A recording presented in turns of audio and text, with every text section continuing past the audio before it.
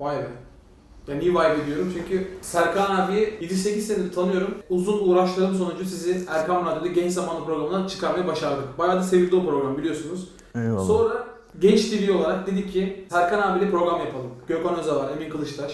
Yine ısrar ettik abi. Bugün nasip oldu. Böyle karşılıklı bir sohbet edeceğiz. Ne konuşacağız bilmiyorum da tamamen şu anda spontan. Senin açtığın konuya Eyvallah. göre şey yaparız yani. Abi konuşacağımız konular aslında sizin daha önce söylediğiniz şeyler üzerine biraz da. Niye? Hem Çıkmaz Sokak kitabınız elimde. Global İktisat Çıkmaz Sokak kitabı. Benim tüketim kültürü, popüler kültür, günümüzdeki bu emperyalizm, kapitalizm anlayışları ve yorumlarına yeni dalan, öğrenmek isteyen arkadaşlara, genç arkadaşlara hep tavsiye ettiğim kitap bu. Niye? Çok derin bir okuma istiyor bu. Nereden başlayacak bu adam? Bence buradan başlayabilir diyorum. Çünkü özütü gibi yani hakikaten. O anlamda biz ustaları, üstadları göremedik. Yaşımız buna el vermedi ama onları gösterebilen insanlara, yani sizin gibi, hakikaten Allah razı olsun, abilerin, ustaların bence varlığı önemli ve bu eserlerin çok değerli olduğunu düşünüyorum kendi adıma. Bunu da hep söyledim. O zaman şunu konuşalım. Yani ben bunu önemsiyorum. Şubat ayındayız. Bir kesim için çok bir anlam ifade etmiyor belki. Belki büyük bir kesim için çok büyük bir anlam ifade etmiyor. Ama benim için bir anlam ifade ediyor. Öncelikle şunu söyleyeyim. Ben 28 Şubat'ta İstanbul Üniversitesi Merkez Kampüs Beyazıt'ta İktisat Fakültesi'nde öğrenciydim. Yani o 28 Şubat meseleleriyle ilgili ismi geçen birçok şahısla teşriki mesailerimiz oldu. Mesela önceden işte Bülent Berkar'daydı rektörümüz. Sonra Kemal Alemdaroğlu. Meşhur isim. Evet, meşhur isimler. Nur Serterler. İkna Şimdi bunlar gördünüz. tabii ikna odalarını gördüm. Ondan sonra arkadaşlarımın sınavlara, derslere, okula girememesini gördüm. Peruk takanları gördüm. Boykotları gördüm. Vesaire vesaire. Şimdi tabii bazı şeyleri görünce üzülüyorum. Mesela bir 5 sene önce falan ben gazetede bir şey gördüm. Tam sayfa bir ilan. Birçok gazetede aynı anda girmişti. Bir sürü vakıf, işte kuruluş falan. Ya 1000 yıl sürecek denilen dediler. İşte 28 Şubat bitti falan gibi böyle bir ilandı ve altında 50 tane falan logo vardı. Ama ben o ilanı gördüğümde benim tanıdığım bazı şahıslar cezaevindeydi. Yani şimdi cezaevindeydi derken de burada böyle hemen şey açık anlaşılıyor. Yani böyle çok büyük bir olay yapmışlar da bilmem ne. Bir kere hani 28 Şubat'ın darbe olduğu, yani tıpkı 15 Temmuz darbesi gibi, efendime söyleyeyim 80 darbesi gibi bir darbe olduğu kabul edildi. Yani 28 Şubat bir darbe. Dolayısıyla 28 Şubat darbesinde darbe hukukuna göre işlemler yapıldı. İnsanların işkence altında ifadeleri alındı. Zorla imzalar attırıldı. Bir daha annenizi babanızı göremezsiniz vesaire vesaire diyerek. Şimdi bunların çoğu da genç insanlardı. Yani o işkence altında ifadesi alınanlar 40-50 yaşlarındaki insanlar değildi. Genelde böyle 20-25 genç insanlardı. Şimdi 28 Şubat darbe olduğu kabul edildi. Evet. Ama mesela 28 Şubat hukukuna göre yargılanıp ceza alanlar o ilan çıktığında cezaevindelerdi. Şimdi bugün sene 2020'deyiz değil mi? 28 Şubat 1997. Üstünden ne kadar geçti? 23 sene geçti. Evet. Mesela ben buradan bir tane isim söyleyeyim. Ben çok önemsediğim, mesela Sabahattin Aslan diye benim bir kardeşim var. Tanıdığım bir insan var. Mesela Sabahattin Aslan hala cezaevinde 28 Şubat'tan. Şimdi şunu sorgulayayım ben. Sabahattin Aslan niye cezaevinde? Ne oldu da Sabahattin Aslan cezaevinde? Öncelikle Sabahattin Aslan bir 7-8 sene zaten ceza yattı. 28 Şubat'tan ceza yattı. Sonradan eksik yatmışsın dediler. Ha bu arada şöyle bir parantez de söyleyeyim. Şimdi Halil Kantarcı'yı rahmetliyi tanıyorsunuz. Yani muhabbetimle amin cümle şehitlerimize, cümle 15 Temmuz şehitlerimize bizim dostumuzdu. Halil Kantarcı'nın da davası devam ediyordu. Yani şehit olduğunda. Evet tabii. Yani Halil Kantarcı şehadetinden sonra mahkemede yani ismini okuyorlar, şehit diye not düşüyorlar. Şimdi şunu söylemeye çalışıyorum. Halil Kantarcı şehit oldu, kurtuldu. Anlatabiliyor muyum? Yoksa Halil Kantarcı da içerideydi belki. Şimdi Sabahattin Aslan dediğimiz arkadaş da dışarıdaydı. Tekrardan yargılama falan derken 2 senedir, aşağı yukarı 2 senedir cezaevinde. 2 sene daha da ceza yatacak. Şimdi ben hani 28 Şubat bitti falan, işte 28 Şubat son buldu falan gibi şeyler söylenince bu Sabahattin Aslan niye içeride? Bak şu çocukların babası, tamam mı? O çocukların babası. İkinci çocuğuna eşi hamileydi. Tekrar cezaevine girdi ve Facebook'a Gökhan bakın yani onları da şey yapıp koyun lütfen. Yani insanlar bunu, gençler, büyüklerimiz de görsünler. Şöyle bir mesaj attı. 7 aylık hamile eşim ve O esnada o 4-5 yaşında olan oğlu da hastaydı hastanede. Bir aydır falan hastanede yatıyordu. Ümmete emanet dedi ve gitti. Şimdi Sabahattin Aslan 28 Şubat'ta ne yaptı? 28 Şubat'ta temel şeylerden bir tanesi neydi? Başörtüsü ne özgürlük mücadelesiyle başladı. Yani başörtüsü meselesiyle başladı. İşte rahmetli Erbakan Hoca'ya, bu arada 28 Şubat yani Erbakan Hoca'nın da vefat yıl dönümü de geliyor. O da enteresan bir tevafuk. Yani 28 Şubat darbesini yaptıkları adam 28 Şubat'ta en büyük mağdurlarından biri tabii. Yani seçilmiş bir adamdı rahmetli Erbakan Hoca. Bugün 10 senedir bir sürü iktisatçılara kadar, bağımsız iktisatçılara kadar diyor ki mesela, ben iktisat fakültesi mezunuyum biliyorsun. İktisatçıyım yani bu işi de fiili yıllarca yaptım. Hoca bunların akan suyunu kesmişti. Aslında bunlar da hocaya bir nevi bu işin içerisinde akçalı işler de vardı. Hocaya darbe yaptılar. Şimdi Sabahattin Aslan gibi insanlar o dönemde rahmetli Salih Mirza Beyoğlu, mütefekkir Salih Mirza Beyoğlu dedi ki Müslümanlar dik durun, karşınızda leşler var. Ve bir kısım insan bu söze kendini muhatap hissetti ve o darbeye direnmek için o zamanki ruh şuydu: Maraş'a Fransız girmiş, bizim öyle değil mi şimdi, bak Maraş'ın kurtuluşunu falan yapıyorsun. Mesela ben her seferinde onu da düşünüyorum. Mesela kimden kurtarmışsındır Maraş'ı? Yani şimdi o bir mana aslında. Tamam mı? Senin zıt manan. Şimdi sen Maraş'ı kimden kurtardın? Kimlerden kurtardın? Kurtarmasaydın ne olurdu? Hani o Fransız askeri başını açmaya çalışıyor ya. Sütçü İmam diyor ki ya artık diyor hani namaz hür milletlerin şeyidir. Şu anda bize cihat farz olmuştur.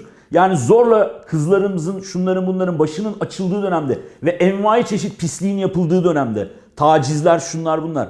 Bak bunlar da mesela hafızayı beşer nisyan ile malüldür diyoruz ya, bir sürü şeyi de unuttuk. Bunların üstüne de çok gidilmedi. Yani şu anda mesela medyada çok medyatik isimlerden biri, çok meşhur isimlerden biri. Bunları kulağımla duydum. Arşivden de açıp size tek tek gösterebilirim. Burada toplanan diyordu, Beyazıt Meydanı'nda toplanan kızlar öğrenci değil ve şey demeye getiriyor tırnak içinde. Fahişe tipler demeye getiriyor bak. Açık açık böyle demeye getiriyor. Abi bunlar bizim analarımızdı, bacılarımızdı, benim kız kardeşimdi, şuydu buydu. Yani ben tıp fakültesini bırakan, bilmem neyi bırakan çok insan tanıdık. Şimdi bugün enteresan bir şey var. Bakıyorsun başörtülü bakan var, başörtülü milletvekili var, efendime söyleyeyim. Başörtülü polis var, şu var, bu var falan. Yani böyle bir mevzumuz kaldı mı? Kalmadı. Şimdi algılayamadığım şey şu. 28 Şubat darbe değil mi? Darbe.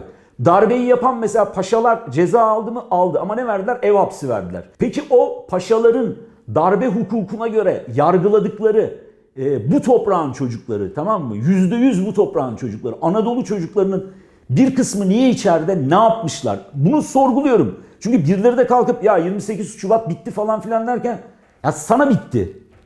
Şimdi benim göz hizamda bitmedi. Şimdi bununla ilgili de enteresan bir şey anlatayım. Bak 15 Temmuz'da Sabahattin Aslan külliyenin önünde nöbette. Sabahattin Aslan 15 Temmuz'da külliyenin önünde nöbette. Ve devamındaki o bir hafta 2 haftalık süreç Tayyip Erdoğan'ın hani meydanları terk etmeyin bitti diyene kadar sürekli şeydeydi. Sokaktaydı, nöbetteydi. Bak şöyle bir şey anlatacağım Salih. Vakti zamanında Yılmaz Güney'e şöyle bir soru soruyorlar. Nerelisin diyorlar Yılmaz Güney'e. Yılmaz Güney de diyor ki babam Sivereklidir. Siverek neresidir diyorlar. Yılmaz Güney diyor ki Siverek Napoli'nin kazasıdır. Allah Allah diyorlar ya, biz Napoli'yi iyi biliriz ama hiç yani Siverek diye bir kazası olduğunu bilmiyoruz Napoli'nin. Şimdi Yılmaz Güney diyor ki bu arkadaşlar diyor eğer diyor Siverek Napoli'nin, İtalya'nın bir şeyi olsaydı İtalya'yı karış karış bildikleri için bilirlerdi.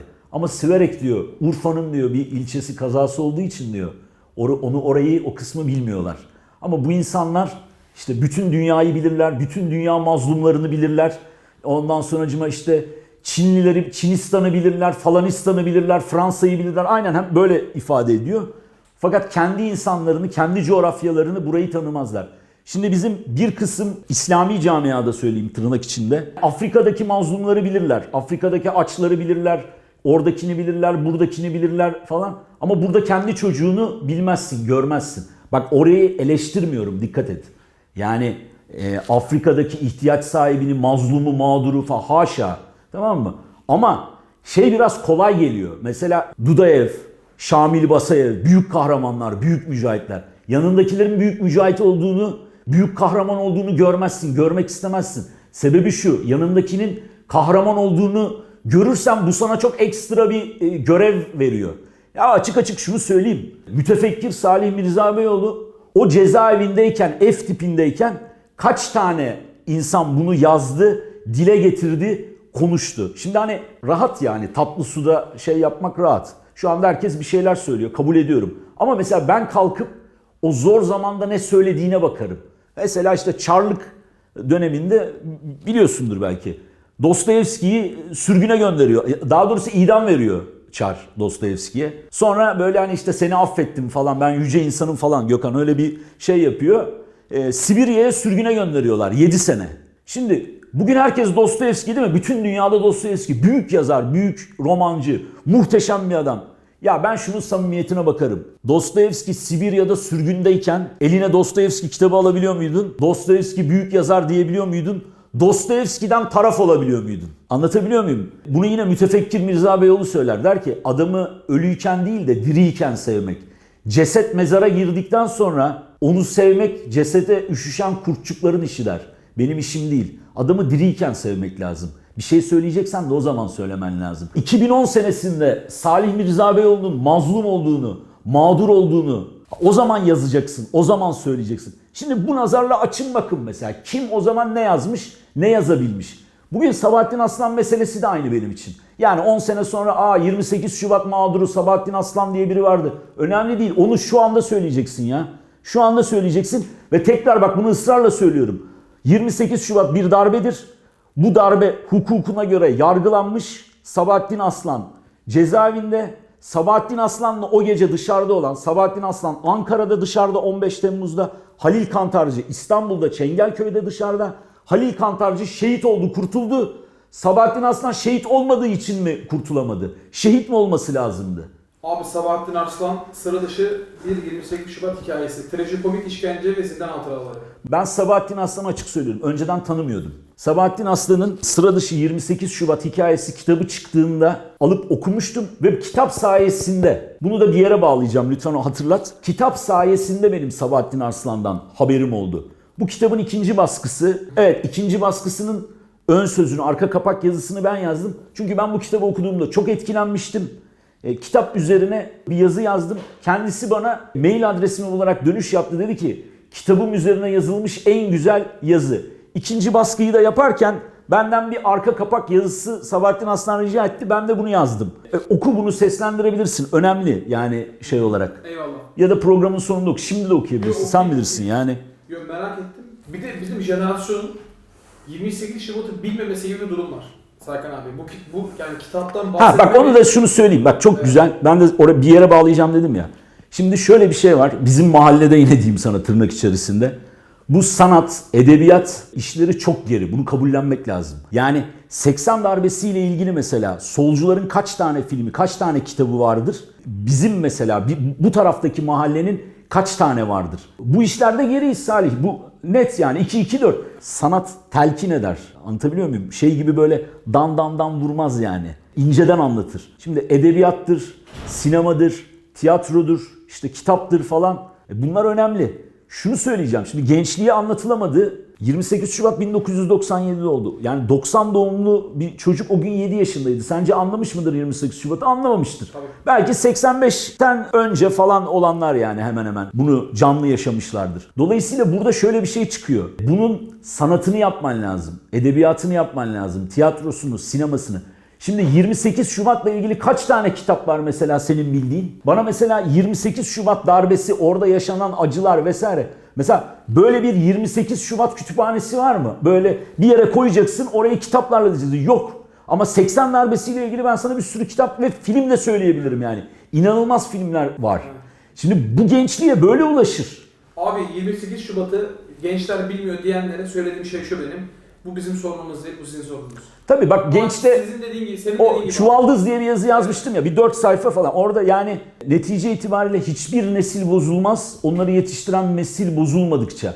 Yani 28 Şubat'tan sonra holdingleşmişim, bilmem ne yapmışım işte falan filan. Yani bunun artık 28 Şubat gibi bir derdi kalmamış. Abi şu kısmı isterseniz Tamam. 15 Temmuz'u anlamak 28 Şubat'ı anlamaktan geçiyor. Zira 15 Temmuz bitmeyen 28 Şubat'ın devamıdır. Aynen. 28 Şubat süreciyle ilgili yazılan ender sayıdaki kitaplardan biri olan bu eser Tam da bu sebepten dolayı günümüzü anlamak ve anlamlandırmak adına özellikle gençler tarafından okunmayı hak ediyor. 15 Temmuz'da meydanlarda, 28 Şubat'ta ise zindanlarda olan yazar Sabahattin Arslan, gerçek bir yaşanmışlığın şah damarından bizlere samimiyet, fedakarlık ve dava ahlakını dolu dolu çarpıcı levhalar sunuyor. Ne diyordu şair? Mesele esir düşmekte değil, teslim olmakta bütün mesele. Ve mesele kolay zamanlarda karınca vurdusunun üzerine kahramanca ayak basmakta değil, zor zamanlarda devlerin karşısında arslan gibi, tankların karşısında Halil gibi, hainlerin karşısında Ömer gibi durabilmekte. Bu kitabı okumakla kalmayın, çevrenizdekileri de muhakkak okutun. Salih'ciğim şimdi bu arada o şerhi de yapayım. 3 tane kitabı var Sabahattin Aslan'ın. Bu konu tabii belki 10 dakikalık, 20 dakikalık bir videoyla anlatılacak bir mevzu da değil. Valla yani şunu söyleyeyim. Şimdi hani bir konu konuşalım. Yani bir spontan açacaksın. Yani ne metinimiz var ne bilmem, tamamen aklımızda. Yüreğimizde ne varsa onu söyledim. Bundan sonra da yani bunları konuşuruz, sıkıntı yok ama bir yerden başlayacaksak 28 Şubat geliyor. Ben burada bu çocuk ümmetin çocuğu Sabahattin Aslan. Tekrar söylüyorum yani o gün 15 Temmuz'da külliyeden çıkan özel harekatçıların söylediği bir şey var. Direkt birinci ağızdan duydum. Bizi burada herkes bırakıp gitse de Salih Mirza Beyoğlu'nun bu arkadaşları, dava arkadaşları bizi terk etmezler, biz de şehit olur diyorlar.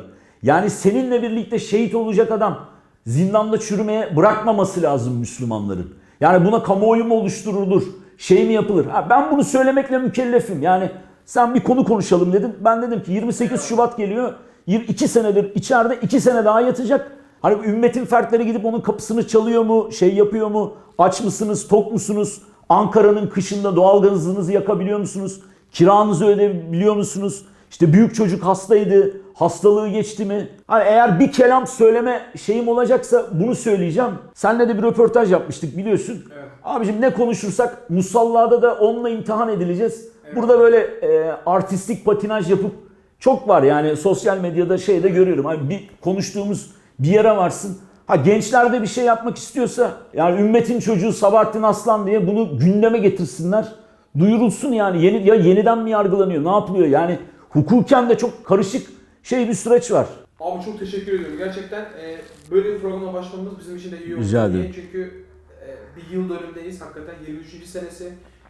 Herkesin bilmesi gereken bir şey. Özellikle İslami camiada ben Müslümanım diyen, Müslümanca yaşamaya çalışıyorum diyen herkesin 28 Şubat'ı bilmesi lazım. Çünkü 28 Şubat'ı bilirsek geçmişimizle daha kolay yüzleşiriz diye düşünüyorum ve daha iyi anlarız. Bak tekrar söylüyorum 28 Şubat hakkıyla anlaşılamadığı, yargılanmadığı yahut yani 15 Temmuz yani onu laf olsun diye oraya yazmadım. Yani 15 Temmuz bitmeyen 28 Şubat'ın devamıdır. Abartılı bir cümle gibi gelmesin. Bir hadiseyi nihayetlendirmezsen onun devamı artçıları şunları bunları gelir. Bunu da o şekilde düşünüyorum. Ben anlıyorum çünkü 28 Şubat'ta İslamcılara karşı olanlar 15 Temmuz'un zaten zeminini hazırlayanlar ve yapanlar. Bunu hepimiz biliyoruz yani. Kim olduklarını söylemede gerek yok. Cümle alem biliyor. Çok teşekkür ediyoruz. Rica ederim. Allah razı olsun. Sağ olasın.